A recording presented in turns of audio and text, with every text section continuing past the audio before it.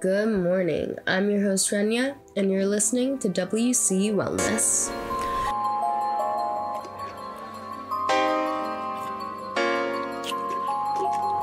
So the past couple of weeks have been absolutely chaotic for me. I forgot to mention, but my car broke down like a week ago on Saturday. I was stranded on like the side of 202. It was not a fun time. My car got towed, and now I don't have a car.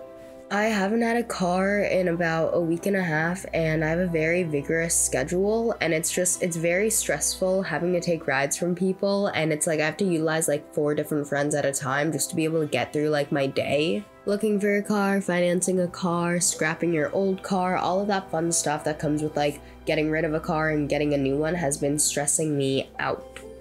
My entire life, I've struggled with anxiety, but I got diagnosed at around 17, and I didn't realize that a lot of the stuff that was happening to me that I felt like were out of my control were caused by anxiety. Recently, in like the past maybe like 4 days, I've had 2 anxiety attacks when I hadn't had really an anxiety attack for about a year, and I kind of want to talk about that and talk about how to like manage your anxiety and how I manage my anxiety, because it has been a struggle for my entire life. There's a lot of different types of anxiety, such as like major phobias like agoraphobia, which is kind of being afraid to go out of a safe space. And then there's social anxiety, which is the second most common type of anxiety according to psychiatry.org. Social anxiety, it's kind of self-explanatory. You feel awkward, you overthink social situations, you don't want to put yourself into social situations because you are afraid.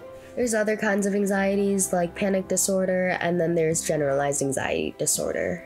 A quick overview of like all of these disorders is like they're all very different, but they all have a basis of fear. We are all afraid of something, whether it is other people, whether it's going outside into a place that you are not very comfortable with, that's kind of unknown, if it's social situations, if it's just anxiety over everyday things, kind of like, did I lock my car? Did I unplug the hair straightener? Are the doors locked to my house? Is someone going to break in? A lot of people with anxiety suffer from depression and OCD, and they all kind of go hand in hand because they are all like cyclical thoughts that you cannot get rid of. For myself, like I said, I've struggled with anxiety since I was very, very young. I remember when I was like 5 years old and I was playing on my neighbor's like iPad or whatever, and you know how if you type in the passcode too many times wrong, it kind of locks you out? Because I was like 5 years old and like I didn't know technology and I just wouldn't play Temple Run. I had like been trying to get onto her iPad and then I locked her out and I freaked out about it. I immediately like went home. I was thinking so much was gonna happen to me. I thought like the police were gonna come after me. I thought her parents were gonna like, I don't know, send me to jail or something because I locked her out of her iPad. I was so anxious. I like went home. My mom had made dinner. I couldn't eat. I actually ended up throwing up, and then I took like the next day off of school because my mom thought I was sick. And that was like when I was 5 years old over something really insignificant, because obviously the temporary like lockout lasts a minute, maybe 5 minutes, 20 minutes. It depends how long you're trying to like get onto your iPad. But it freaked me out so much, and there's so many different instances I have from such a young age to even now where I had really bad anxiety attacks. I've had panic attacks. I just get really bad anxiety over a lot of stuff, and for the most of my life, I was trying to like convince myself that I did not have anxiety.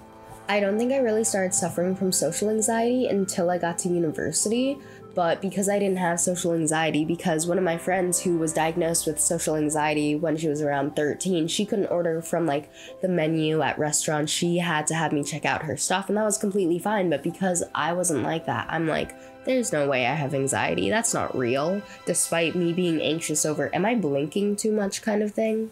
A lot of people battle their anxiety with medication, and that is something I am all for. However, I will disclose that I do not medicate because I have had bad experience with a lot of medicine in the past. I used to take Zoloft, and I actually had a seizure because my body reacted so poorly to Zoloft. I just kind of stopped taking any kind of medication after that. But a lot of people with anxiety do get prescribed anxiety medication. That's not a bad thing. Like I said, depression, like OCD, often go hand in hand. And the thing with depression is that your brain lacks the like pathways to make yourself happy. It lacks serotonin, and you need serotonin reuptake inhibitors to kind of get that serotonin rolling naturally. Of course, people who take meds a lot, they will become dependent on it, because without those SSRI, serotonin reuptake inhibitors, that affect and change your brain waves, your brain will go back to normal, which is depleted without serotonin or dopamine. I was never on medication long enough to really tell you how it affected and changed me and helped me with my anxiety, but I did take the other route, which is learning coping mechanisms, and I think that is so much better. I mean, obviously, if you need medication, take your medication, but you can't have medication without coping skills. You can't have coping skills without medication. And one thing I did want to mention, because I'm so focused on coping skills, DBT skills, emotional regulation, it's that medication, not everyone has access to medication, whether they have to get prescribed it, which means they have to go to a doctor and all of that bullshit that comes with getting medication. Sometimes they just can't afford it. Sometimes they don't want to get diagnosed, but mainly the cost is the issue. Medication can cost so much per month if you do not have insurance, and even if you do have insurance, that is still a lot of money coming out of your paycheck that people just don't have. People cannot get medication regularly, but what people can do is learn skills that will last them. So yesterday I was on my way to school and I was with my friend who didn't really know how to handle anxiety attacks or panic attacks, and they were driving me in because I don't have my car right now and I'm under a lot of stress, and I just kind of had an anxiety attack on the road. We had to pull over, like, I don't even remember, I think it was Barnard Street, and I kind of hysterically sobbed for about a good 20 minutes, a half hour. When someone is in that state, or if you are the person that gets in that state, I think the most important thing is to ground yourself, because you are terrified, you feel like you were dying, you have no control over your emotions, and that's pretty normal, honestly. If you or someone you're with is not capable of having a clear head, being able to regulate their emotions, being able to understand what's going on, they either have to ground themselves or they kind of have to be reminded to ground themselves. In the moment that day, the thing I needed the most was to be grounded. And one of the techniques that I use for this, that either people tell me if they know I have anxiety and if they know something's coming on, or if I'm by myself and I know something's coming on, is like the 5 things you can see, 4 things you can touch, 3 things you can hear, 2 things you can smell, 1 thing you can taste. There's a lot of different variations of that. Maybe it's like 3 things you can see, 2 things you can touch, 1 thing you can hear. But that kind of is more so advice towards, like, if someone is actively having an anxiety or panic attack. I want to talk more about, like, managing my anxiety in everyday life. And I'm anxious about everything. I used to live in Schmidt over the summer, and I parked in the College Arms parking lot, and that's about a 10-minute, like, I'd say 5 to 10 minute walk, depends on, like, if I'm, like, speed walking or, like, taking a nice stroll. But one of my biggest fears was, did I lock my car? I have a lot of stuff in my car because I travel a lot, I'm on the go a lot, so I need to make sure it's locked in case anyone wants to steal anything, break in, because my dad actually had a couple of car break-ins, like, in a rental car during his work, so we always stress, like, the importance of locking your car and hiding your things in your car. So that was kind of like a big fear for me. What if I didn't lock my car? And I can be very absent-minded. I do a lot of things on schedule. So one of the things for me was like, did I lock my car? And if I wasn't 100% sure, I would continue walking back and forth, that 10-minute walk. Sometimes I'd spend like 30 minutes walking back and forth from my car just to double check that it was locked. A lot of people have the same habits, whether, like I mentioned before, whether it's, did I unplug the thing before I left the house? Did I lock my house? Did I lock my car? Do I have everything with me? What if I don't have this? All of these cyclical anxiety thoughts. Specifically for the car locking thing, until I really like dove into what makes me so anxious that my stuff is going to be stolen and kind of fix that issue, there was nothing I could really do about being like fearful that I didn't lock my car. So I would constantly text my friends, I locked my car. I would take a video of me locking my car. I would double lock it and then I would go back. And I know it seems like a lot of extra steps, but I would so much rather take like 3 extra minutes out of my day to like photograph that I locked the car, tell someone I locked the car, and like say it out loud so I know that I locked the car, than to continuously walk back and forth from my car. That takes like probably like 20 minutes to half an hour to double check that it's locked. Because I'm such an absent-minded person and so many things I do are on routine, and a lot of things that are routine freak me out and I get scared that I didn't do it. A lot of the stuff I made sure that I had proof of doing it, that I told someone I did it, and that I told myself that I did it. So when I left for my long day, I wouldn't be freaking out. I wouldn't have to make a trip back to my house, back to my car, whatever the issue is. And anxiety has a lot of underlying factors that some people will never get to the root of, and that's completely okay as well. If you are the type of person that has to continuously photograph and videograph that you lock your front door until the end of your life, that is completely fine too. I've just kind of learned over time to insert little practices to double check myself and to be able to fall back on proof that I did or didn't do something. A lot of my anxiety does come from my carelessness, and it does kind of create a catch-22 of, oh my gosh, I feel so bad about this thing, but then I kind of did it to myself, so now I'm gonna feel bad about myself, and it's kind of often really bad cyclical thoughts. And that type of anxiety about worrying about like everyday things is more of a generalized anxiety. Like I said, I do have panic disorder and I do have some social anxiety. Panic disorder is usually treated with medicine and coping skills because panic disorders, they just come along. I remember one time I was at a Pitbull concert and I never got to see Pitbull because I passed out on the middle of the floor because I had an anxiety attack. I think it was more of a panic attack, but I like blacked out and had to get like hospitalized for a hot minute because I thought I was dying. Medicine can help and prevent those moments, but it's never going to be 100% preventative. So then when you do have those issues, you do need to have coping mechanisms. I did not have coping mechanisms in the Pitbull concert. It sucked. But after that, I did a lot of research and I did realize like what happens with panic attacks. If you can't avoid a panic attack, you have to know how to get yourself through one. And like I said, it's grounding techniques, it's having good support, it is taking away those stressors in your life that cause those. And if you can't take away those stressors in your life, then you have to be able to adjust to them and work with them. I think at the concert, I just realized I don't like big parties, I don't like loud spaces, I don't like random people touching me, and I just got really freaked out, and now I kind of avoid those situations. And it's not realistic for me to say, oh, I'm just never going to go to like a big space, I'm never going to go to a party, I'm never going to go to a concert again. I kind of have to deal with why am I so freaked out by large crowds, why do I not want strange people touching me? And then I kind of work on that myself. And then while I do put myself into situations, maybe not as bad, but kind of to integrate my fears into my everyday life so I can kind of get over them, I would join clubs, I would hang out in big groups, and while doing so, I would use my coping mechanisms and I would kind of try to dig deep as to why I was really afraid of that. Because I've been kind of throwing myself into situations where I have to face my anxiety and I have to confront it and calm it down, I've definitely gotten a lot better with being in crowded spaces, with going to concerts, with going to parties, and something about that has really helped. That kind of self-help would definitely be considered like exposure therapy, and you don't have to be going to a psychiatrist's office and like they put you in a room full of spiders. It's just the little steps that you do every day that can help you. Now that I'm older and I have a better idea of what makes me anxious and what my triggers are and how I cope with it, I've definitely been able to take a lot of preventative measures onto battling that anxiety. For example, I realized that if I don't get enough sleep, I'm more likely to be anxious the next day, so I try to give myself like a good amount of sleep.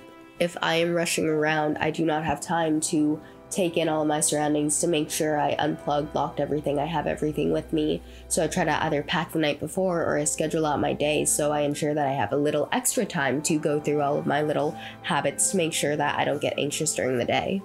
When it comes to social situations, these are when I use my DBT skills more so than grounding skills. I like to remind myself that everyone is their own unique, different person, and no one has to like me just because maybe what I thought was a weird interaction wasn't something that they are going to suddenly ostracize me for. I just really have to remind myself that everyone is different, everyone reacts to you differently, everyone has their different mannerisms, and just because someone gave me what I thought was maybe a weird look doesn't mean that they hate me. It definitely takes a lot of time to counter those thoughts and to be able to get yourself out of it and to be thinking clearly, but for my social anxiety, I really use a lot of the DBT skills that I previously mentioned in what I think was my first episode. Having an open mind and being reminded that not everyone has to like you has definitely helped my social anxiety. Of course, sometimes I'm like in a big crowd and I'm like, oh, everyone's looking at me. Or if I like go to the gym and I feel like everyone's watching my workout and they're judging me, I just have to remember I'm not even looking at anyone else. Why would anyone else be looking at me? Like, I don't care what the girl next to me on the Smith machine is doing. Why would she care about me? I usually just try to flip the script with my social anxiety and think, if I wouldn't care about it, why would someone else? And even if they do care about it, why is that my business? Like, people are allowed to have their thoughts and opinions about me. People are allowed to perceive me. People are allowed to say whatever they want about me, whether it's true or not, whether it makes me anxious or not, you know? And I just have to remind myself of that every day. I mean, like, each anxiety disorder, like, whatever you want to say or, like, however you want to say it, that I have definitely affects me in different ways, but being mindful, taking things slow, and just taking the measures I need to take to ensure that I did blank just really helped me. I mean, overall, what works for some people isn't going to work for other people, and that's what I've said before, but I think the most important thing to managing your anxiety is taking preventative measures and just taking a moment to use calming techniques, mindfulness techniques, and grounding techniques. People with anxiety, they get into a headspace that they aren't able to fully control and be aware of, and that is something I'm beginning to learn. I used to always think I was in control, and I kind of like freaked out when I realized, hey, I have anxiety, I don't have control, I am not in control of my own brain, but I'm slowly learning how to. And I'm never going to, without medication, I think, I'm never going to be fully in control of my brain. I am never going to avoid panic and anxiety attacks. I'm never going to avoid social situations that make me feel anxious. But what I can do is learn to cope with it. Taking care of your health is so important to anxiety. Not drinking a lot of caffeine, which is something I have to get better at, is really important to managing your anxiety, because one symptom of anxiety is a fast heart rate. So if you are purposely making your heart rate fast, it is mimicking an anxiety attack, and your body will kind of make yourself have that.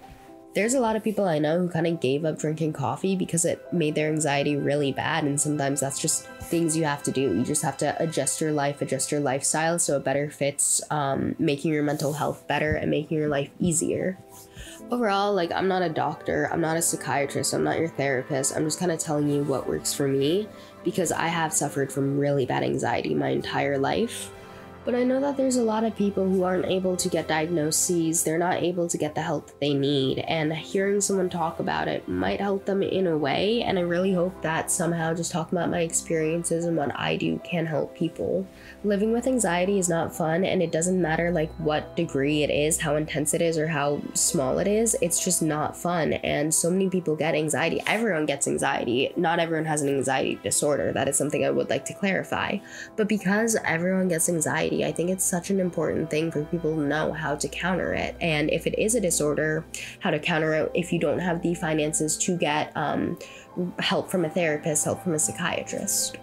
At the end of the day, what I'm saying is just my little story. I would definitely do research on it. Don't take everything I say for verbatim. It's what I do, but obviously everyone else is going to have their own solutions, and instead of just listening to people talk about it, listening to what WebMD or like betterhealth.com says about it, you really have to know yourself, know what gets you upset, know what you are anxious over, and know what you can do to make yourself feel better. Because maybe taking photos and like sending texts and repeating to yourself isn't going to help you. Maybe you need to do something more, or maybe you need to do something less. At the end of the day, anxiety used to control my life, and I know it controls so many other people's lives, and I think that awareness and education is one of the best ways to battle that. My name is Renya, and you're listening to WC Wellness.